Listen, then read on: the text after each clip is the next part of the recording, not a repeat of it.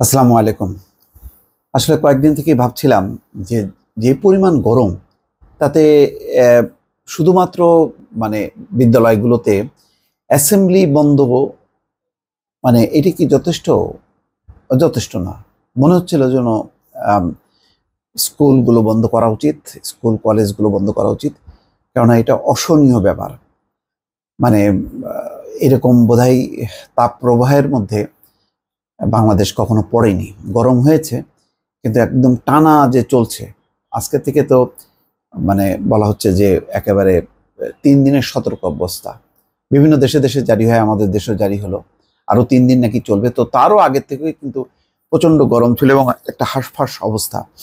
তো আজকে সেই পরিস্থিতি উত্তরণে ৭ দিন আ সরকারি প্রাথমিক বিদ্যালয় বন্ধের সিদ্ধান্ত হয়েছে। আমার মনে হয় যে শুধু আ স্কুল, কলেজ ৭ দিন বন্ধের ঘোষণা করা হয়েছে এবং সেটা যথার্থ এবং প্রচণ্ড তাপপ্রবাহে আইনজীবীদের গাউন পরা শিথিল করা হলো।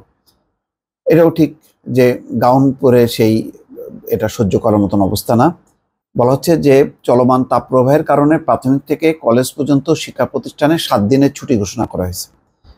শনিবার প্রাথমিক ও গণশিক্ষা মন্ত্রণালয় থেকে গণমাধ্যমে পাঠানো এক বার্তায় বলা হচ্ছে যে চলমান তাপপ্রবাহে শিশুদের শিক্ষার্থীদের স্বাস্থ্য ও সুরক্ষা বিবেচনায় ২১শে এপ্রিল থেকে ২৭শে এপ্রিল পর্যন্ত সরকারি প্রাথমিক বিদ্যালয়, শিশু কল্যাণ ট্রাস্টের বিদ্যালয়সমূহ ও উপ আনুষ্ঠানিক শিক্ষা ব্যুরোর লার্নিং সেন্টারগুলো বন্ধ থাকবে। এখন পাশাপাশি অন্যান্য সবগুলো স্কুল এবং কলেজ, সরকারি বেসরকারি মাদ্রাসা সবই বন্ধ থাকবে। এটা একটা যথার্থ সিদ্ধান্ত বলে মনে হচ্ছে। এটা আমাদের জন্য একটা শিক্ষা যে এই যে প্রচণ্ড তাপপ্রবাহ, আমরা যেভাবে গাছপালা উজাড় করছি তাতে কিন্তু পরিস্থিতি আরও নাজুক। এই বৈশ্বিক যেই জলবায়ু পরিবর্তন, তার কিন্তু নানান ধকল সারা বিশ্ব ভোগ করছে। আমরাও ভোগ করতে শুরু করেছি।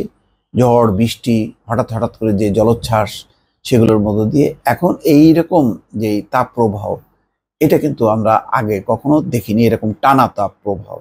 সেটা এবার দেখছি। দেশ জুড়ে চলমান প্রচণ্ড তাপপ্রবাহের কারণে সুপ্রিম কোর্টের উভয় বিভাগে মামলার শুনানিতে আইনজীবীদের গাউন পরার আবশ্যকতা শিথিল করা হয়েছে। প্রধান বিচারপতি ওবায়দুল হাসান আদেশ অনুসারে সুপ্রিম কোর্টের রেজিস্ট্রার জেনারেল মোহাম্মদ গোলাম রাব্বানী সই করা এক বিজ্ঞপ্তিতে আজ শনিবার এই তথ্য জানানো হয়েছে। যাক, ভালো।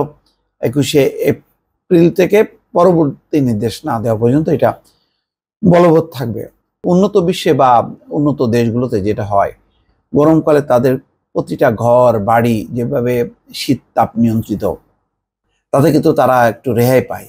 মধ্যপ্রাচ্যের দেশগুলো জানেন, কিন্তু আমাদের দেশে তো গরিব মানুষগুলো কোথায় যাবে?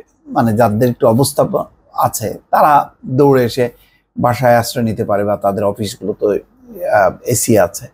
কিন্তু গরিব মানুষের কষ্ট কিন্তু এই সময়টা অনেক বেশি। ইতিমধ্যে কিন্তু শিশু এবং বৃদ্ধ কয়েকজন মারা গেছে এবং এটা যদি কন্টিনিউ করে তাতে কিন্তু আরও এই সংখ্যাটা হয়তো বাড়বে। এখন এই যে দরিদ্র দেশগুলো বা আমাদের মতন যারা মানুষ, যাদের অর্থনৈতিক সমস্যায় হিমশিম খাচ্ছে, তারা দেখেন এই তারা শীতেও কষ্ট পায়, গরমেও কষ্ট পায়। আর এই গরমের এই তাপমাত্রা যেখানে কোথাও কোথাও ৪১ ডিগ্রি সেলসিয়াস চলে গেছে। হ্যাঁ, যশোরে দেখলাম, আমার জেলায়, সেখানে রাস্তার পিচগুলি গলতে শুরু করেছে রীতিমতো এরকম। তো মানুষের কষ্ট হলো সবচেয়ে বড় কথা এবং এই মানুষের আর্থিক অবস্থার উন্নয়ন না হলে তারা এই শীতেও কষ্ট পাবে, গরমেও কষ্ট পাবে। এটা হচ্ছে বাস্তবতা। এই বাস্তবতাকে নিয়েই আমাদেরকে লড়ে যেতে হচ্ছে সামনের দিকে। দর্শক, ভালো থাকবেন। আল্লাহ হাফেজ।